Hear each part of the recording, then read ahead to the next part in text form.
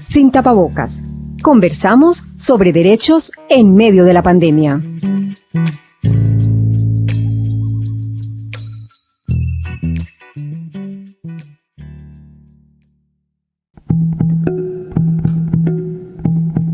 Hasta finales de julio de 2020, en medio de la cuarentena se habían cometido 176 casos de feminicidio en Colombia.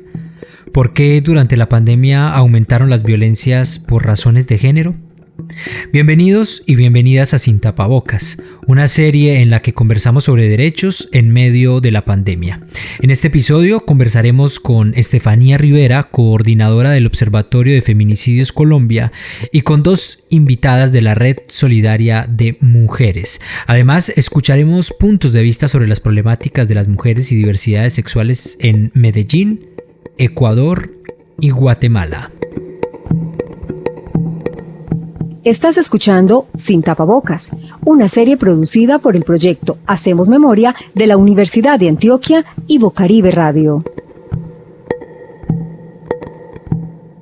De acuerdo con las cifras del Observatorio de Feminicidios Colombia, entre enero y junio de 2020 se registraron 241 feminicidios en todo el país y específicamente durante el tiempo en que estuvo en vigencia la medida de cuarentena, se cometieron 176 casos.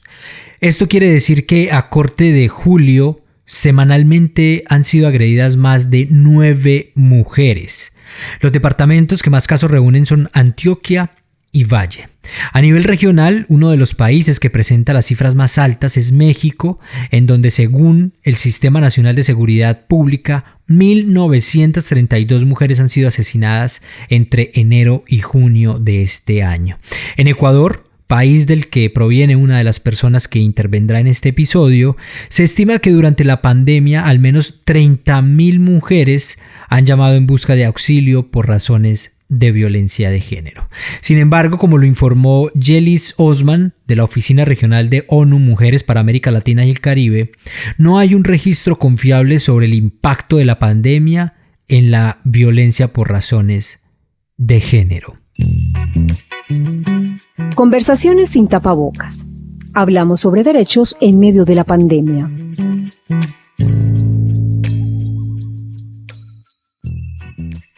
Pues bien, sobre la situación de violencia hacia las mujeres y diversidades sexuales por razón de género conversaremos en este episodio de Sin Tapabocas con Estefanía Rivera y con dos invitadas de la Red Solidaria de Mujeres que han preferido mantener reservada su identidad y que llamaremos María y Catalina. Bien, entonces quiero saludar a las invitadas que van a estar conmigo en esta conversación sin tapabocas. Primero quiero darle la bienvenida a Estefanía Rivera, coordinadora del Observatorio de Feminicidios de Colombia. Hola Estefanía, ¿cómo estás? Bienvenida sin tapabocas y cuéntanos un poco sobre lo que ustedes hacen ahí en el observatorio. Hola, buenos días Esteban, muchísimas gracias por la invitación y un saludo a todas las personas que nos escuchan. El Observatorio de Feminicidios Colombia hace parte de la Red Feminista Antimilitarista, que es una organización que lleva más de 20 años en la ciudad de Medellín. El observatorio es una estrategia de sistema de información a través del cual hacemos el seguimiento de los feminicidios a nivel nacional, pero también a nivel regional en el Valle de Aburrá. Y nosotras elaboramos 2 boletines mensuales, un boletín nacional y un boletín del Valle de Aburrá, además de alertas con relación, digamos, al aumento de algunos tipos de violencia. Esto no ocurre mucho en Sin Tapabocas, pero hoy quisimos hacer una excepción que sabemos que va a enriquecer mucho el capítulo. Hoy vamos a estar con dos invitadas más en la entrevista. Ellas dos son integrantes de la Red Solidaria de Mujeres y nos pidieron que sus identidades queden ocultas, pero las vamos a llamar Marida y Catalina. Así que les doy un saludo a Marida y a Catalina. Bienvenidas y gracias por aceptar la invitación. Cuéntenos también un poco sobre la Red Solidaria de Mujeres. Hola, muchas gracias también por la invitación. Sobre la red, así rápidamente les puedo contar que nos dedicamos a los primeros auxilios jurídicos y psicosociales, a tejer lazos y rutas con otras organizaciones para el apoyo a las mujeres que nos contactan y a revisar cómo podemos también solventar situaciones de vulnerabilidad extrema que están viviendo las mujeres en medio de la pandemia. Bueno, gracias Marida por estar aquí, y quisiera entonces arrancar con esta conversación sin tapabocas preguntándole a Estefanía por las cifras de la violencia en contra de las mujeres y las diversidades sexuales en medio de la pandemia. Digamos, antes ya de la pandemia ustedes lo han mostrado a través de su trabajo en el observatorio, ya las cifras eran bastante alarmantes, pero ahora podríamos hablar de que hubo un repunte de esas cifras, y si lo hubo, Estefanía, ¿por qué? ¿Por qué la pandemia hace que esta violencia se recrudezca? Bueno, por supuesto, nosotras hemos registrado desde el 16 de marzo hasta el 27 de julio en Colombia 176 feminicidios. Tenemos, digamos, el análisis semanal del aumento de la violencia feminicida contra las mujeres. La semana con más feminicidios fue la semana del 20 de julio, que registramos 19 feminicidios en una semana. La semana pasada, en promedio, fue asesinada una mujer por día. Y bueno, para nosotras, lo que se evidencia en términos del aumento de la violencia en cuarentena es lo que las mujeres feministas y los movimientos de mujeres hemos logrado evidenciar, que hemos luchado para que se evidencie, y es que las mujeres estamos en riesgo no solo en el ámbito público, sino en el ámbito privado, ¿cierto? Y que precisamente en esas lógicas de relacionamiento que hacen parte del sistema patriarcal, pero también, como tú lo dices, que es imposible no verlo también con la estructura del racismo, pero también con todas las condiciones económicas, pues, de precarización de la vida, pues aumentan, ¿cierto? Y que hay muchos factores por los cuales la violencia feminicida sucede y en cuarentena, digamos, aumenta. Primero, pues es necesario decir que estas violencias son estructurales, son históricas, pero que además son violencias de poder, es decir, son violencias de dominación de los hombres sobre el cuerpo de las mujeres, pero además también no solo de las mujeres, sino también de los cuerpos feminizados, hablando, digamos, específicamente de las mujeres trans. En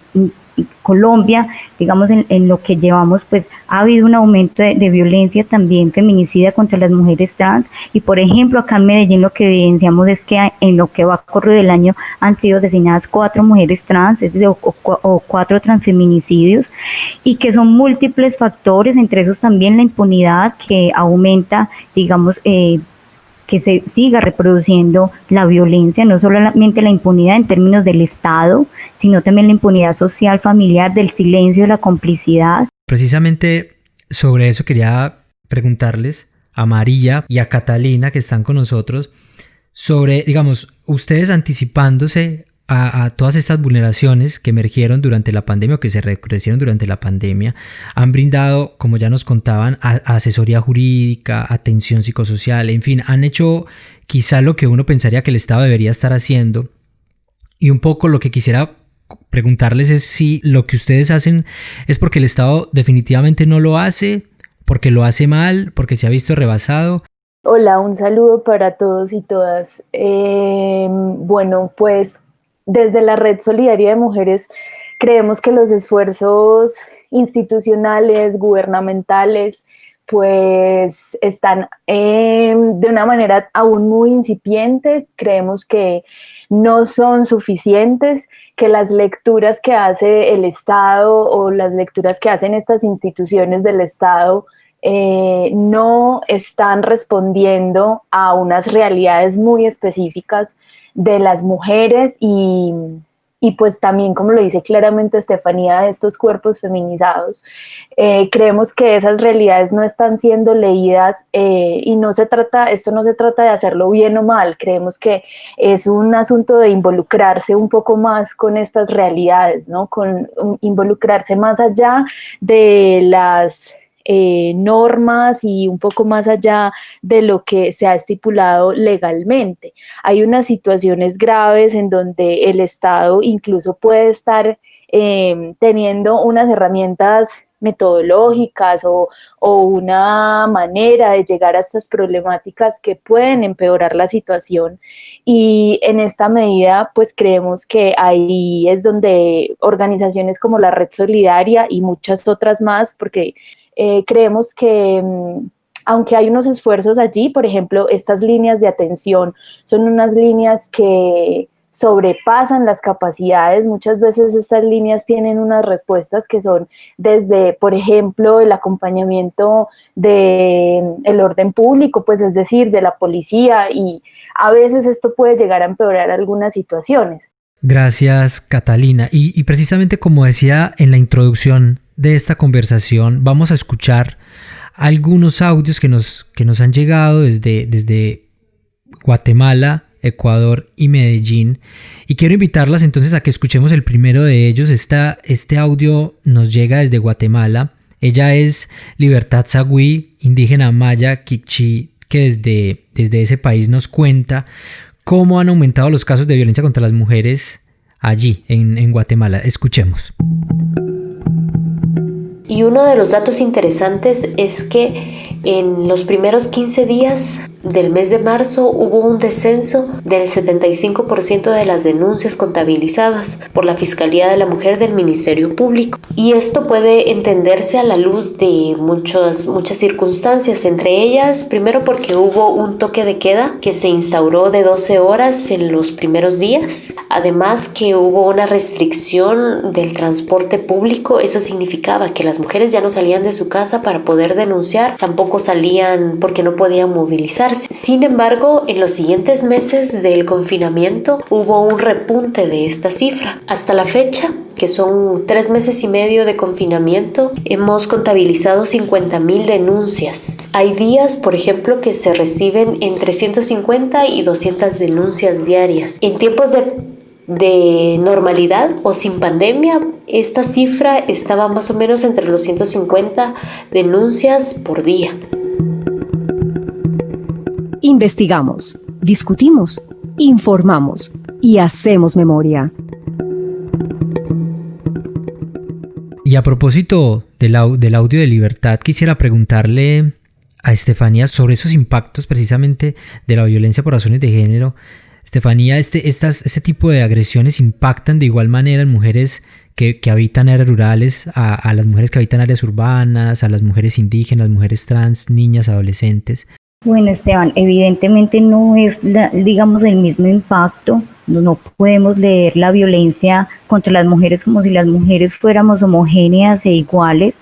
Precisamente esa heterogeneidad, ¿cierto? O sea, que somos tan diversas, es precisamente lo que genera que todas estas formas de discriminación y de violencia operen de manera diferente, ¿cierto? Es decir, hablando, por ejemplo, en términos teóricos, pues desde la interseccionalidad, pero claro que es diferente cuando tú eres una niña, cuando eres una mujer adulta, cuando eres una mujer lesbiana, una mujer trans, una mujer negra, una mujer indígena, una mujer rural, pero en términos de cómo operan, digamos, esas discriminaciones, esas exclusiones sociales, es ahí donde se puede recrudecer precisamente las violencias, es decir, la posibilidad de acceso a las rutas, por ejemplo, o la posibilidad de acceso a redes de apoyo fortalecidas. Creo que eso es muy importante evidenciarlo, y es que no a todas las mujeres nos afecta las violencias y las discriminaciones de la misma forma, aunque estemos todas, digamos, dentro del marco de un sistema patriarcal, heterosexual, pero que también es importante, por ejemplo, aquí en Colombia, mencionar la militarización. Estamos en un estado militarizado, que el Estado no tiene las armas, y que creo que eso también acá en Colombia es fundamental, y también, bueno, en otros países de América Latina y el Caribe, pero que eso marca también una diferencia, además de toda nuestra historia de conflicto armado. Yo creo que hay un asunto aquí muy importante, y es que también tenemos que hablar de la distribución de la riqueza, de las condiciones económicas y materiales de las mujeres. Estamos en un estado en el que pues es un estado que se enriquecen pocos, y hay un despojo y un empobrecimiento en el 99% de la población, sobre todo más afectando a las mujeres. Incluso hay un concepto horrible que es la feminización de la pobreza, y creo que esas condiciones económicas y materiales pues han ayudado históricamente ese despojo del cuerpo de las mujeres, del territorio, de la tierra, recrudecen aún más las violencias. Y de Guatemala vamos a viajar a Medellín para escuchar a Dora Elena Buitrago. Ella es integrante de la corporación Convivamos y trabaja temas relacionados con igualdad de género en el sector nororiental de la ciudad de Medellín. Desde allá nos habla sobre la situación de violencia por razones de género en ese territorio durante la pandemia. Escuchemos. Y aunque no tenemos pues como cifras en cómo se ha incrementado la carga de cuidado para las mujeres, tanto para las niñas, las adolescentes, las jóvenes, las adultas y las adultas mayores, quienes en esta época de crisis han tenido que asumir las labores cotidianas de los hogares. Entonces no tenemos pues como las cifras, pero tenemos claridad con que todo ha sido una carga que se le ha incrementado pues como a esta población. También consideramos que otra de las afectaciones es el desempleo, que se ha agudizado con la cuarentena. Pues las mujeres de los barrios populares en su mayoría viven de una economía informal o tienen dependencia económica, donde sus recursos provienen, pues, por ejemplo, del trabajo en una chanza, la venta por catálogo o de actividades varias que comúnmente llamamos el rebus. Otras además dependen económicamente de su pareja o del aporte de algún hijo o hija. Y después de escuchar a Dora, quisiera preguntarles a María y a Catalina. A corte de julio de 2020 ustedes han atendido a 285 mujeres. Me gustaría que nos contaran un poco cómo ha sido toda esa labor y si es que ya se puede hablar de eso, qué lecciones, qué hallazgos han encontrado o han aprendido durante este tiempo. Hay como dos caminos para pensar eso.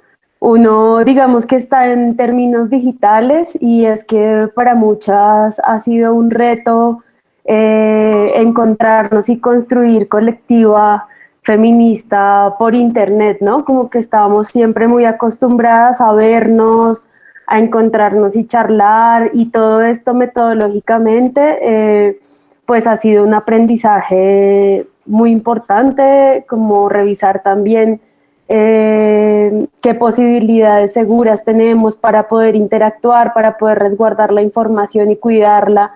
Entonces creo que eso es un lado, y el otro lado, que claro que es el lado más grande, es lo humano. Siento que, digamos, en lo malo, y tomando un poco de lo que decía Catalina antes, pues muchas cosas de también darnos cuenta como ciudadanas de la impotencia de llevar procesos estatales o cosas que tienen que ver con soluciones del Estado y sus falencias, que creo que es un aprendizaje muy valioso. Y digamos de lo bonito de eso, sin romantizar pues la precariedad de la atención que brinda el sistema a las mujeres, yo pienso que la grieta nos ha permitido también la creación y la experimentación de este tipo de redes de apoyo para otras mujeres, como la experiencia de buscar cómo poder ser solidarias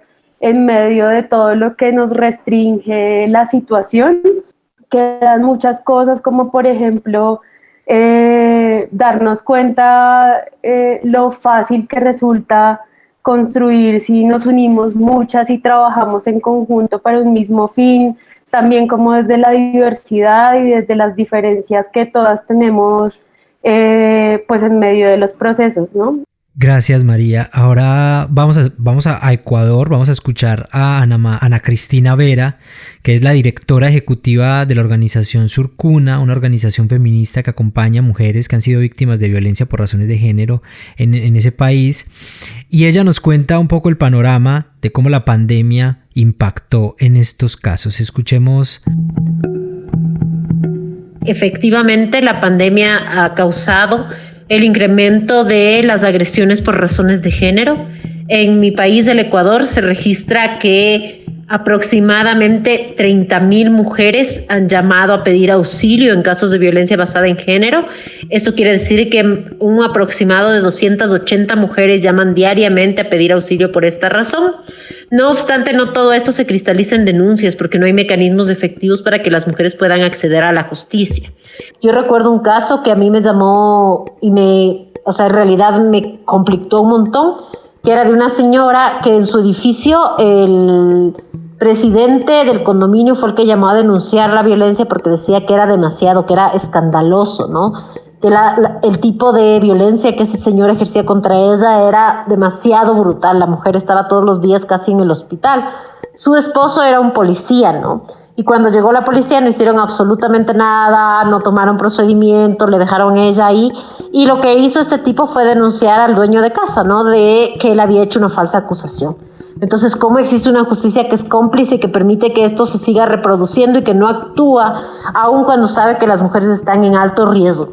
Eso es efectivamente lo que creo que también tenemos que denunciar y que es un fenómeno estructural que va más allá de la pandemia.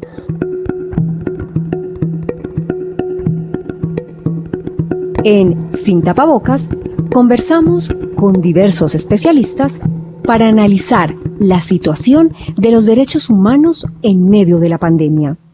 Y escuchamos las historias de personas afectadas en distintas regiones de Colombia y Latinoamérica. Como lo presenta ahí Ana y como ustedes ya lo han dicho a lo largo de esta conversación, un poco para cerrar, me gustaría hablar de esto. Sabemos que la violencia es estructural, que hay patrones estructurales que un poco motivan o impulsan esta violencia o la mantienen.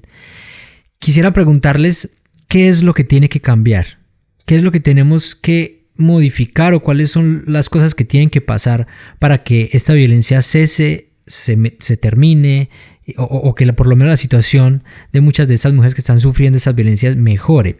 Quisiera empezar escuchando a Estefanía. ¿Qué piensa sobre esto? Bueno, Esteban, yo creo que son muchos factores necesarios de cambio. Nosotras, por ejemplo, nosotras también, digamos, construimos estrategias de protección con mujeres, nosotros las llamamos círculos de protección, y en cuarentena ha sido muy difícil, sobre todo por toda la brecha digital que hay en términos de acceso a la conectividad que tienen las mujeres, pero también de conocimiento de la tecnología, y esto lo quiero poner es en términos, pensándolo también es en términos de las mujeres, cómo acceden, digamos, también en términos económicos a la conectividad, pero también a los dispositivos, digamos, tecnológicos, que es un reto que nos está poniendo a todas las organizaciones que vamos avanzando, digamos, con la visibilización de la violencia en cuarentena. Lo otro es que es un asunto muy necesario ahora, y es pensar el sistema en términos judiciales, la justicia, cómo está pensada.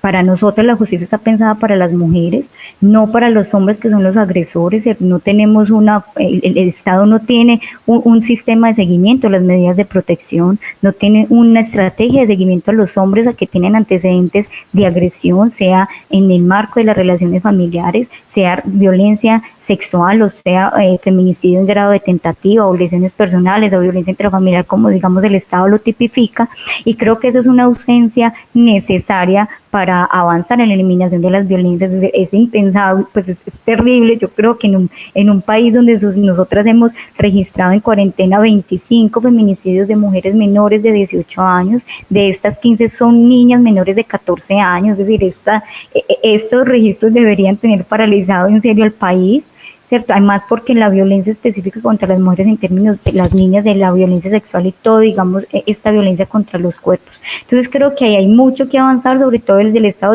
Nosotros somos unas convencidas de que el Estado es quien debe, digamos, garantizarnos una vida libre de violencias. Nosotras hemos avanzado también, incluso en términos nacionales. En este momento estamos movilizando una declaratoria por emergencia nacional por la crisis humanitaria que hay en el aumento de las violencias contra las mujeres, pero creo que hay un asunto fundamental, Esteban, y es la disputa del poder. Entonces, yo creo que es necesario que las mujeres nos pensemos en avanzar en la disputa por el poder, por llegar a las instancias de decisión y de poder, porque de otra forma creo que seguiremos teniendo esas rutas de atención precarias que no tienen los recursos necesarios ni muchas veces el personal formado en atención a estas violencias, y tampoco ni siquiera sistemas de información que nos permitan hacerle seguimiento a las violencias que vivimos las mujeres en Colombia.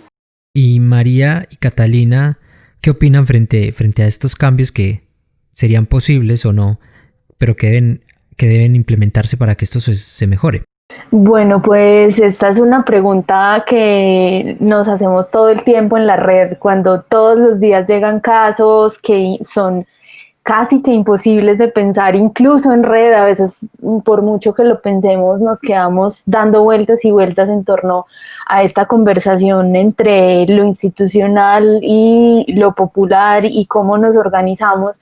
Creemos que es una pregunta enorme, pero yo empezaría por este primer paso, que es creerle a las mujeres, ¿no? Creer que esta es una situación real, que hay unas violencias incluso que no son fáciles de nombrar, que ni siquiera sabemos qué está intrincado allí, qué tipo de violencias, aparte, es decir, una violencia física conlleva también una violencia psicológica. Entonces entender estas violencias definitivamente es una tarea de todos y todas, que a veces las mujeres que están siendo víctimas de este tipo de sucesos tan dolorosos, pues no tienen ni siquiera la capacidad de nombrar lo que les está sucediendo.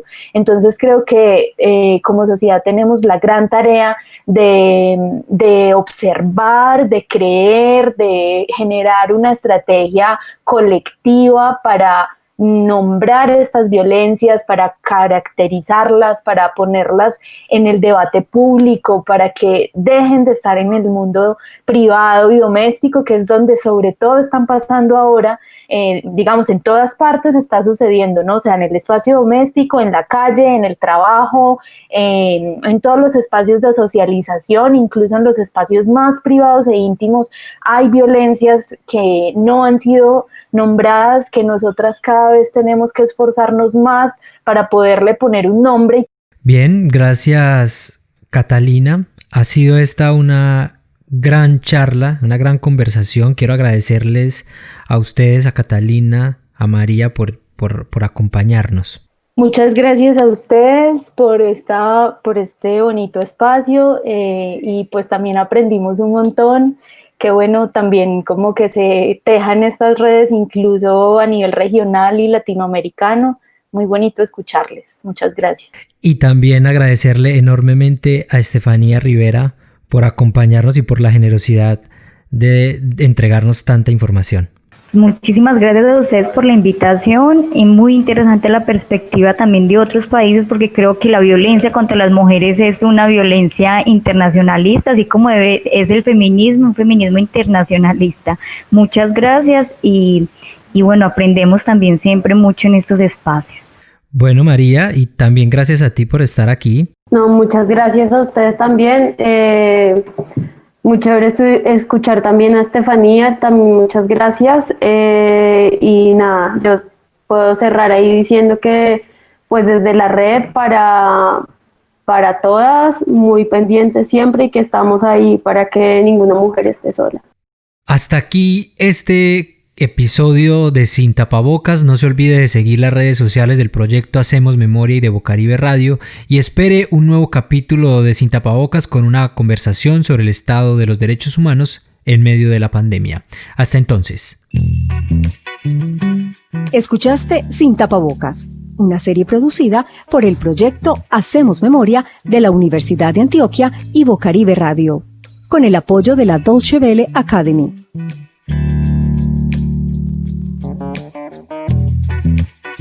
Producción general, Hacemos Memoria y Bocaribe Radio. Producción periodística, Esteban Tavera y Camilo Castañeda Arboleda. Conducción, Esteban Tavera. Locución, Nidia María Montoya Obando. Edición y mezcla, Iván Mercado. Fecha de producción, junio de 2020.